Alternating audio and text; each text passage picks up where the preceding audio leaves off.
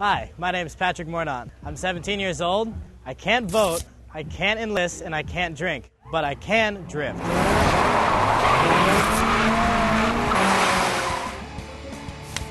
The first major round of any Formula Drift event is the top 32. With half of those competition spots given to the top 16 series points holders, only 16 spots are up for grabs at any given event. Dozens of drivers have to slug it out for one of these coveted open spots, and the competition is fierce.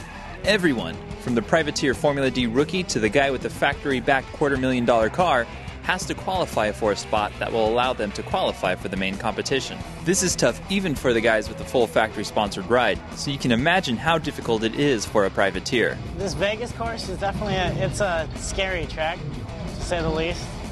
You know, you're coming into probably mid-80s, and the second you initiate, you know, if something goes wrong in that initiation, there's K-rails right along the outside, so if you can't get it out that first try, you just have to stop your run and give up. Patrick Mordaunt has no big-time sponsors doling out the cash to let him compete.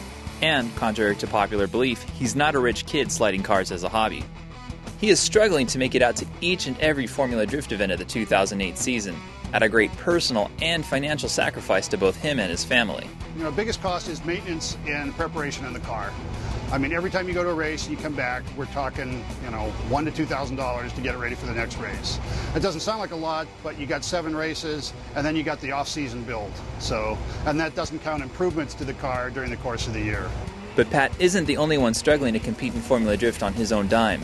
Other key drivers must also find a way to balance their burgeoning drift careers with paying the bills at home. I never really budgeted anything, you know. You kind of go paycheck to paycheck. It's one of those things I figured, you know, last year, Top Drift Battle, I won the local championship. I wanted to step it up, so I did. I built a new car that I've been just kind of working on through the years. Everything's a process. Nothing was really done overnight. Well, yeah, I've been running as a privateer for the past 2 years, running my own personal RX-7 with my dad, and you know, my boss at Mazda Tricks, Dave Lemon, gives us a lot of help. But really, the majority of the funding comes out of my own pocket. I live at home. And the money I make at my day job, working 9 to 5, pretty much 100% of it goes into my racing effort. And then I do a lot of side jobs as well to try to scrape up some cash. But, you know, we have Cooper Tires and Turbonetics and Mazda, and we're really starting to get some good sponsorship going. And, you know, without those people, we wouldn't be able to be out here. So, I mean, we are a privateer, and I spend a lot of my own money, but we have great support, too. And without the support, none of us would be out here. It's really hard for someone to get their foot into the door. But I don't think it's out of, you know, arm's reach. You know, you got cars out there that are $100,000 cars, whatnot.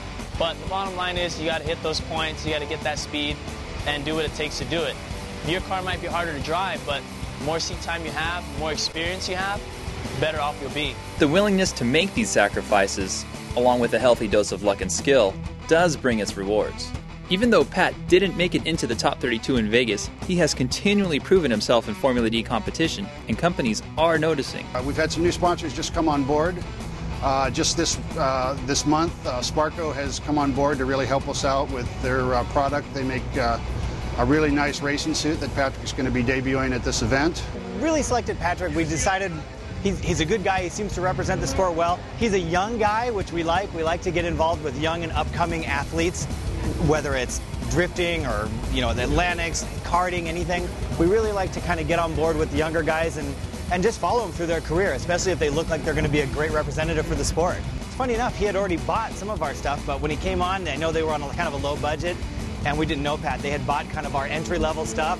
We knew this was going to be a blazing hot event out here, so we got him one of our new, just state-of-the-art, the X-Lite suit with the ice and X-Cool interior, which should keep him much, much cooler than he's used to with the other suits. Things are looking good for Pat. Not only are new sponsors looking to get on board with him, we're hearing rumors that he may even be getting a new car.